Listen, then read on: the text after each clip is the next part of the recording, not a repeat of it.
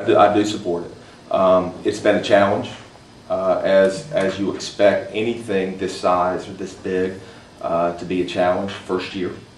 At some schools, particularly at the elementary school, it went in very well. At a couple others, there were challenges associated with it. It took longer than we had anticipated. And so what we are doing right now, we are learning from those experiences. We're figuring out what is the best way to implement these, to run those at the classroom level. You know, where it worked well, where it didn't work well, why did it work well, what challenges did we face in other places. And so I'm not concerned about that. And here's one of the reasons. I've had a chance to go over several times now and speak to an AP class at Geringer. And I would ask the question: if you make an A in AP English at Providence, and you make an A in an AP English at Geringer, which one's most impressive? Which one means the most? If you ask the parents at Providence, they're going to tell you, well, our AP class at Providence is harder. We have more kids in it. We have more AP classes.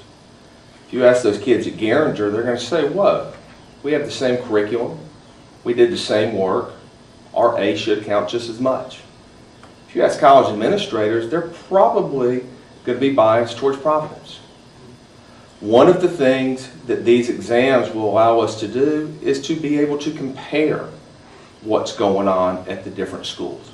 It's my hope that when they take those standardized tests, that A at Geringer in their AP class means the same as that A in that same English class over at Providence. Right now, we have no way of telling that. We have no way to know. You can say that, well, you compare AP exams.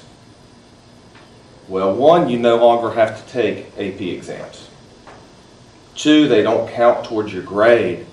And I found out something very interesting this year from one of my scouts, who is an AP student at Providence, who took AP English his senior year. And when he took the AP exam, do you know what he did? He made designs. He made Christmas trees. Do you know why? Because he took AP English in 11th grade, and he made either a 4 or a 5 on the AP exam in 11th grade, and he couldn't place out of any more college classes. He's going to USC. So there was no incentive for him to take that AP exam serious, because no matter what he scored on it, it didn't benefit him at college. And it wasn't tied to his grade in high school, because you don't get it until during the summer. And so, to me, it allows us to determine, are the classes that are being offered at the schools throughout CMS, are they all comparable? And I think there is some real merit to that.